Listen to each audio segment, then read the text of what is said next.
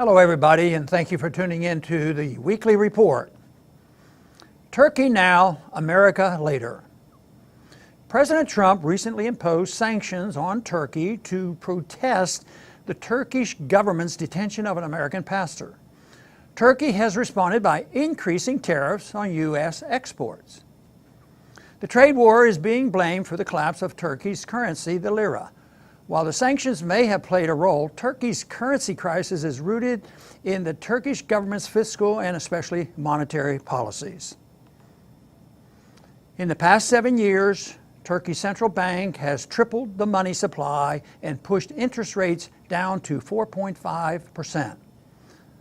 While Turkey's government did not adopt Ben Bernanke's proposal to drop money from helicopters, Turkey's politicians have taken advantage of easy money policies to increase subsidies for key voting blocs and special interests.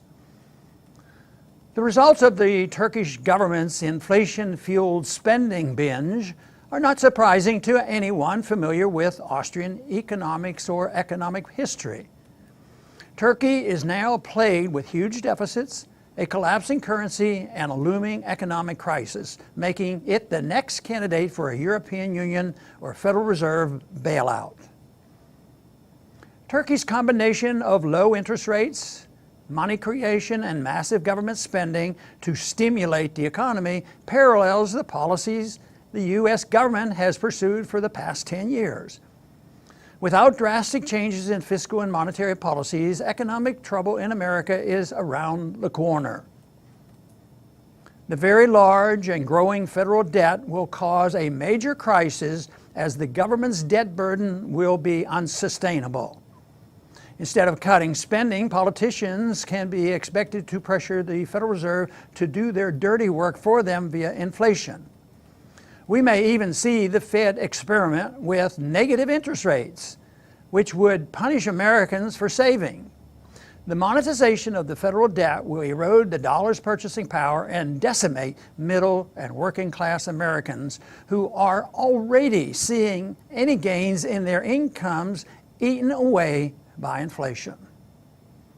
If we are lucky, the next Fed-caused downturn will cause only a resurgence of the 1970s-style stagflation. The more likely scenario is the type of widespread economic chaos not seen in America since the Great Depression. The growth of cultural Marxism, the widespread entitlement mentality, and the willingness of partisans of various sides to use force against their political opponents suggests that this economic crisis will result in civil unrest that will be used to justify new crackdowns on individual liberty. Those who understand the causes of and cures for our current predicament have two responsibilities. First, prepare a plan to protect your family when the crisis occurs. Second, do all you can to spread the truth in hopes the liberty movement reaches critical mass so it can force Congress to make the changes necessary to avert disaster. Since the crisis will result in a rejection of the dollar's world reserve currency status, individuals should consider alternatives such as gold and other precious metals. Restoring a free market monetary system should be a priority for the liberty movement. Other priorities include ending our interventionist foreign policy, cutting spending in all areas, rolling back the surveillance states, protecting all civil liberties, and auditing and ending the Federal Reserve. If we do our job, we can build a society of peace, prosperity, and liberty atop the ashes of the welfare warfare state. Thanks for listening.